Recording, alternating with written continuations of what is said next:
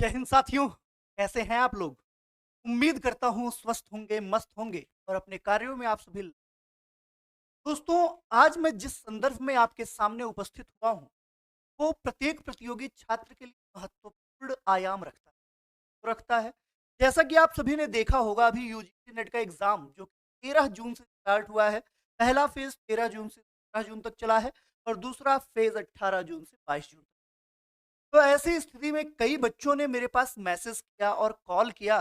Call करके ये कहा कि सर, मुझे एक ऐसी पीडीएफ उपलब्ध करा दीजिए, मुझे कोई ऐसी बुकलेट उपलब्ध करा दीजिए, जिसे पढ़कर मैं यूजीसी नेट जेआरएफ में अपना सिलेक्शन निर्धारित कर पाऊँ और श्योर सिलेक्शन प्राप्त कर पाऊँ। मेरे भाइयों, ये टॉपिक आपके लिए इसीलिए बहुत ही महत्वपूर्ण।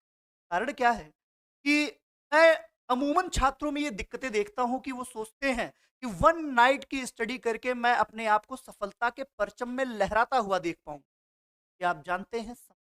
बिल्कुल नहीं। तो आपको मेरे स्क्रीन पर एक टॉपिक दिख रहा होगा, अध्ययन का महत्व। उसके संदर्भ में मैं आपको एक कहानी सुनाना जा रहा हूँ। कहानी बहुत ही महत्वपूर्ण है और अगर कहानी की सार तक आप पहुँच पाएँ, तो आपको समझ में आएगा कि वास्तविक रूप में अध्ययन का महत्व क्या है। आप सभी ने मुनि भारद्वाज का नाम सुना होगा। वही मुनि भारद्वाज जिन्होंने ऋग्वेद के 6वें मंडल की रचना की और इसके साथ ही साथ समस्त भारत को कृषि वंशावली की पद्धतियों के बारे में बेहतर तरीके से बताया। जिनकी पद्धतियों को अपनाकर हम सदियों से कृषि करते चले आ रहे हैं और अच्छी फसलों का लुफ्त उठा पा रहे हैं। इसकी शुरुआत किसके द्वारा की गई या इसको बेहतर बनाने के लिए उन्नत प्रणालियों के विकास में हमारा सहयोग किस पूर्वज के द्वारा किया गया, तो वो नाम है मुनि भारद्वाज। मुनि भारद्वाज ने वेद में ऋग्वेद की रचना की, जिसमें मंडल का रचना सबसे महत्वपूर्ण माना गया कृष्णावली के लिए। उसी प्रकार उनके पुत्र थे जिनका नाम था यवकीर्त। यवकीर्त उनके पुत्र थे। वो भी चाहते थे कि जिस तरह से उनके पिता का मान सम्मान समस्त सृष्टि में लहरा रहा है, उसी प्रकार वो बिना पढ़े लिखे, बिना अध्ययन किए, बिना पढ़ाई किए अपने भी परचम को समस्त सृष्टि में लहरा पाए। आप ये जानते हैं कि अगर आप किसी प्रतिभाशाली व्यक्ति के पुत्र हैं, तो आपके ऊपर अपनी प्रतिभा को चमकाने का सबसे अधिक जिम्मा होता है। और यवकीर्त ये चाहते थे कि जिस तरह से सब उनके पिता के नाम से उन्हें जानते हैं, उसी प्रकार वो अपने पिता को एक बार ऐसा गर्व महसूस करा सके कि लोग उनके पिता को यवकीर्त के नाम से जाने, यानी कि ये पुत्र के नाम से जाने। तो इसके लिए यवकीर्त ने एक छोटा-सा माध्यम अपनाया। उन्होंने तप करना शुरू किया और किस प्रभु की तप करना शुरू किया? उन्होंने इंद्रदेव की उपासना शुरू की, क्योंकि आप जानते हैं इंद्रदेव देवों के राजा माने जाते हैं और इसके साथ ही साथ उनके पास समस्त वरदानों की एक बहुत बड़ी श्रृंखला है, जिससे वो समस्त प्राणियों को फलीभूत कर सकते हैं। अब इंद्रदेव यवकीर्त की उपासना से बहुत ही प्रसन्न, लगातार धुआंधार तरीके से यवकीर्त प्रार्थना किए जा रहे थे, तप किए जा रहे थे। तब से इंद्रदेव खुश हुए, सामने प्रकट हुए और बोले, बताइए मुनि भारद्वाज के पुत्र यवकीर्त जी, आपकी क्या कामना है? आप किस वजह से इतना कठोर तप कर रहे थे? तो यवकीर्त ने अपना आशय उन्हें बताया, अपने मन की इच्छा उन्हें बताई कि प्रभु, मैंने आपके लिए कठोर तप इसलिए किया ताकि आप मुझे वेदों का समस्त ज्ञान प्रदान कर दें, लेकिन इस ज्ञान की प्राप्ति के लिए मैं अध्ययन नहीं करना चाहता। मुझे बिना अध्ययन के ही समस्त वेदों का ज्ञान हो जाए और मैं समस्त स्थिति में अपने पिता से भी अधिक नाम कमा सकूं। इस पे देवेंद्र ने क्या कहा? इंद्रो राजा इंद्र ने क्या कहा, या कह लीजिए देवताओं के देव महाराजा इंद्रदेव ने क्या कहा? उन्होंने कहा कि जीवन में सब कुछ संभव है, लेकिन उसके लिए प्रयत्न जरूरी है। अगर आप प्रयत्न नहीं करेंगे, तो कोई भी सफलता तक आप पहुंच नहीं पाएंगे। तो इंद्रदेव ने उनके इस प्रस्ताव को ठुकरा दिया। उनकी इच्छा उन्होंने यह बात कहकर ठुकरा दी कि वेदों का ज्ञान बिना अध्ययन के संभव नहीं। जब कीर्त हठी थे, उन्हें मेहनत नहीं करनी थी, उन्हें बैठे बिठाए सारा फल चाहिए था। उन्होंने फिर से घनघोर तपस्या करना शुरू कर दिया। क्यों? क्योंकि वो चाहते थे कि वो बिना मेहनत किए, बिना अध्ययन किए समस्त वेदों के ज्ञाता हो जाए। अब अगला पड़ाव आता है।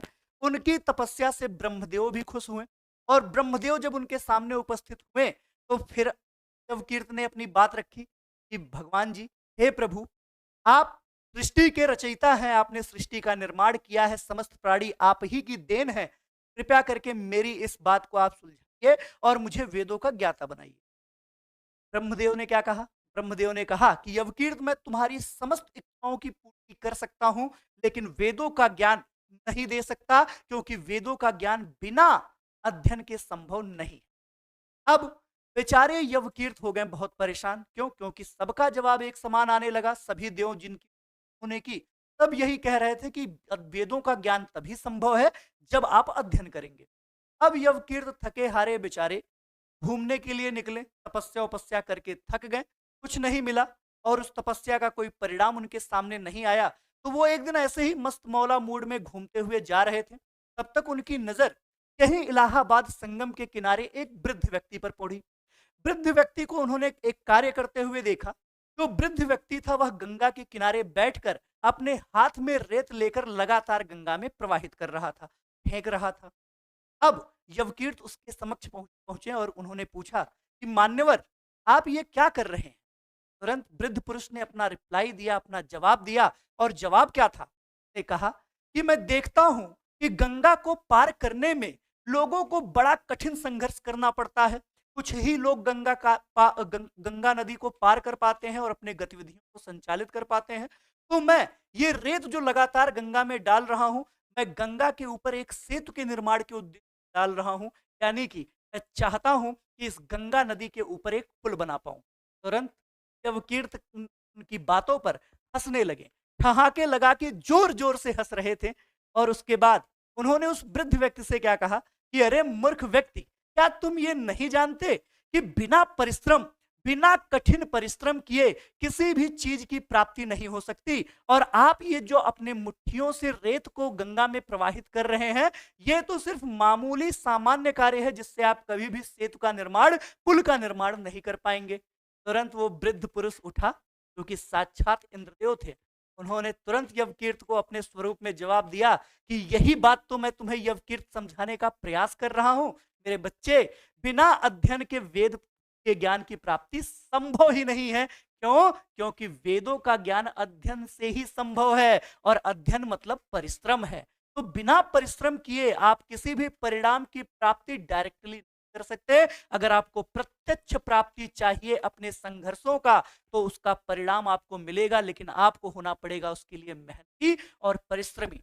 तो जितने भी बच्चे लगातार अभिषेक एकेडमी के परिवार से जुड़े हुए थे, हमारे साथ जुड़े हुए थे, उन सभी के लिए प्रेरणादायक प्रसंग मैंने इसलिए रखा कि आप समझिए अध्ययन का महत्व वास्तव में है क्या।